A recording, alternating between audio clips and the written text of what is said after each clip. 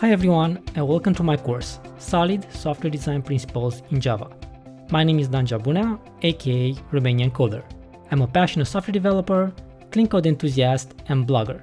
You can find me online at romaniancoder.com. This course is all about improving the quality, design, and maintainability of your Java applications by applying the 5 solid principles of object-oriented design, principles that each professional Java developer should understand. During this course, you'll see why technical debt is the #1 challenge that many software projects face.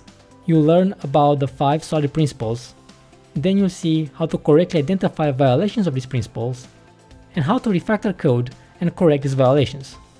By the end of this course, you'll be able to understand the solid principles of object-oriented design and apply them to create more robust systems that are easy to change and maintain over time. Before beginning this course, you should be familiar with the Java programming language at an intermediate level. From here, you should feel comfortable diving into more code quality courses on design patterns and test-driven development. I hope you'll join me on this journey to create cleaner code with the solid software design principles in Java course here at Pluralsight.